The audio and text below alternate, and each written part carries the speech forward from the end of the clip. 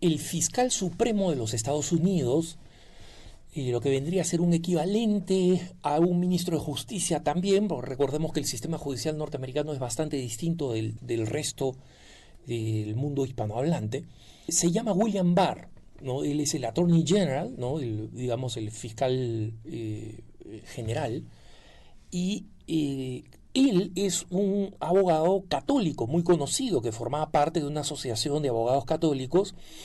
Es un fiscal general muy respetado por su calibre jurídico, por su calibre legal, pero obviamente las élites seculares lo detestan porque él tiene una auténtica identidad católica.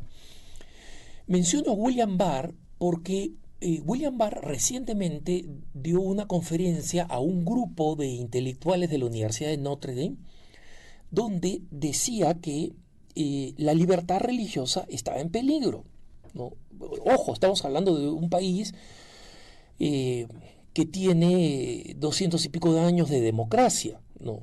Y él decía que la libertad religiosa está en peligro, y está en peligro ¿por qué? Porque existen una serie de principios o dogmas seculares que se quieren imponer, y que muchos de ellos ya se han impuesto, por ejemplo, en la educación pública, y que la educación pública en Estados Unidos en los últimos años, a fuerza de la presión ideológica, y esto es algo que pasa también en nuestros países, ha dejado de ser una educación simplemente laica para convertirse en una educación antirreligiosa. Entonces, cuando se hizo pública esta conferencia de William Barr en Notre Dame, hubo todo un debate sobre qué cosa es efectivamente la libertad religiosa, ¿no? Y un medio de izquierda consultó con un profesor, obviamente escogen con quién van a consultar, con el profesor David Campbell. Es un profesor que está a punto de publicar un libro sobre libertad religiosa, y el profesor Campbell dice que esta es en realidad paranoia, ¿no? Porque él ha hecho un estudio muy confiable, según sus propias palabras, ¿no? Entre comillas, muy confiable, un estudio científico que demuestra que los norteamericanos que se describen a sí mismos como secularistas, ¿no? O seculares, es decir, no religiosos, son, en la frase de Campbell, eh, sumamente partidarios del libre ejercicio de la religión, especialmente cuando se trata de minorías religiosas como el Islam, ¿no?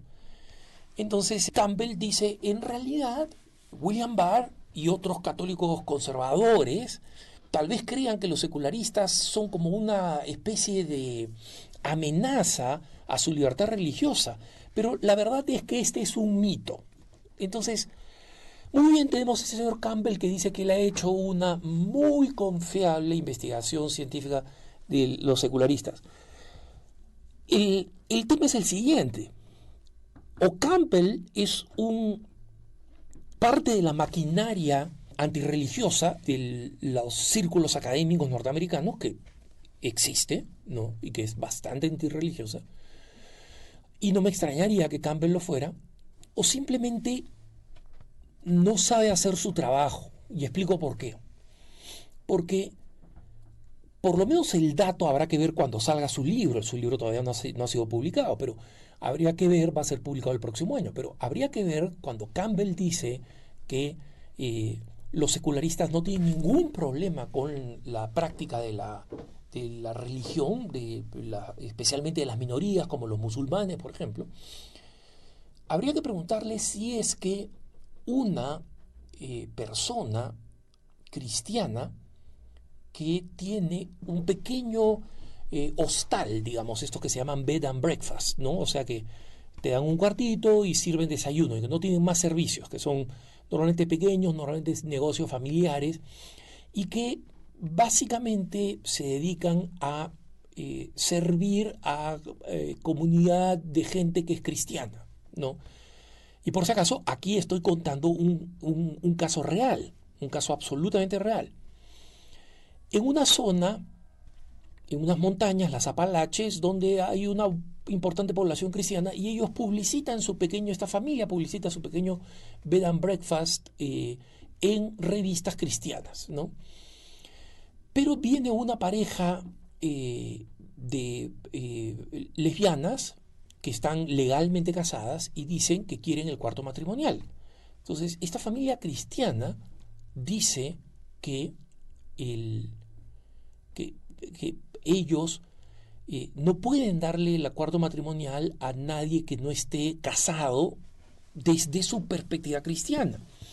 Si vinieran dos adolescentes que quieren el cuarto matrimonial, no se lo darían. Si vinieran dos personas que no están casadas, un hombre y una mujer, que están en un amorío, no le darían la suite matrimonial porque va contra sus creencias cristianas, ¿no?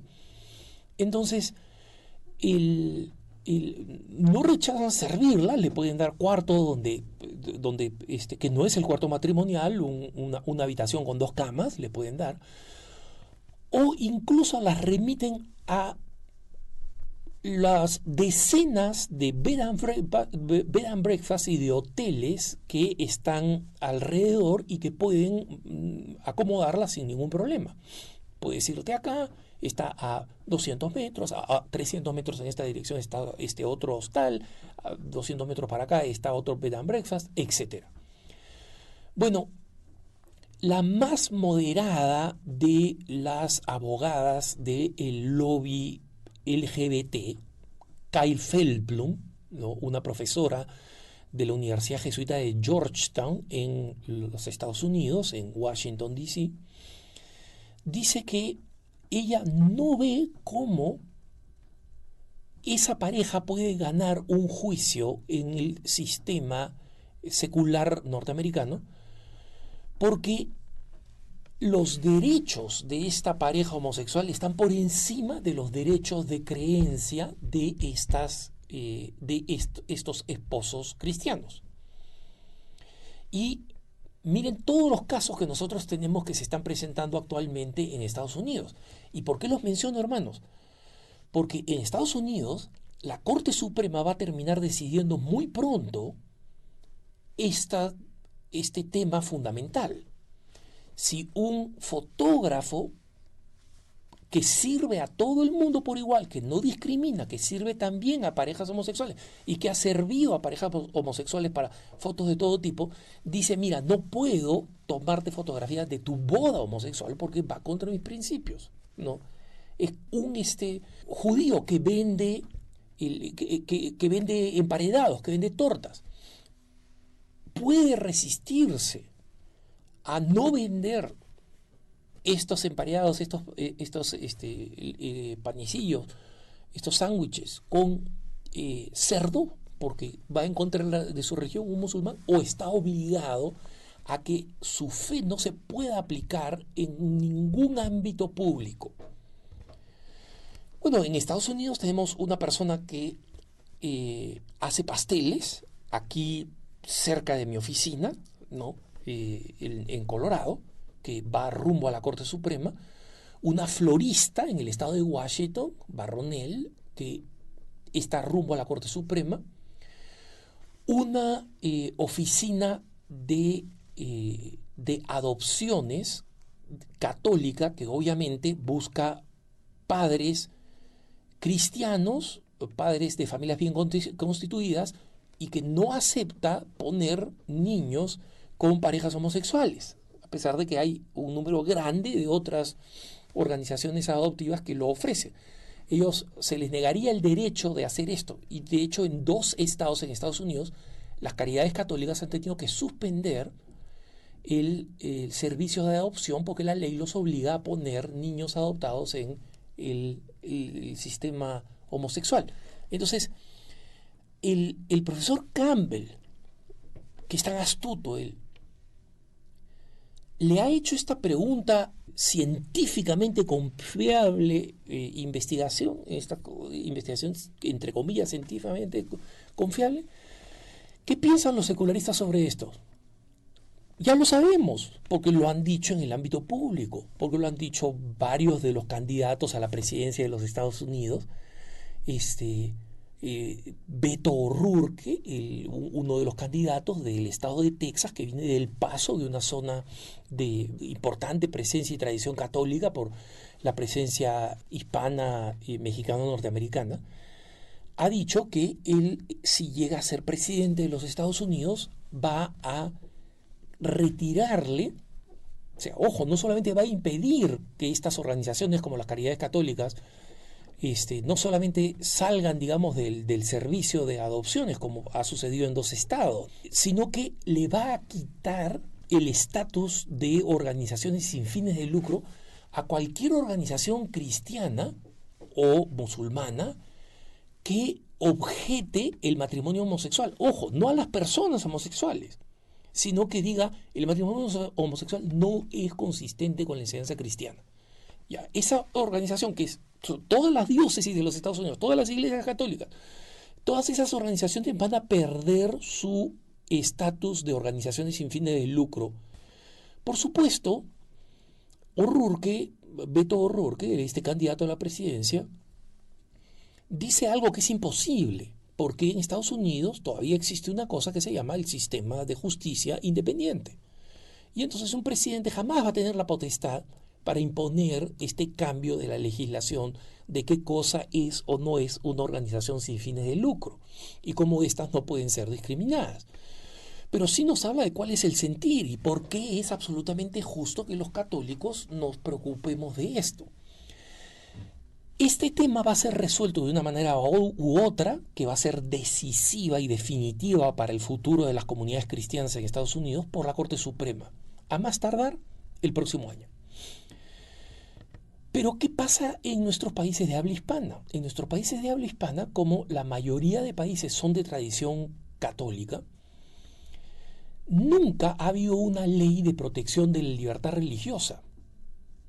Entonces, las naciones se asumían católicas, o algunas eran católicas oficialmente, ¿no? Hasta la década de los 50, 60, donde se comienza a pensar más en la separación Iglesia-Estado, que es una separación completamente justa, ¿no?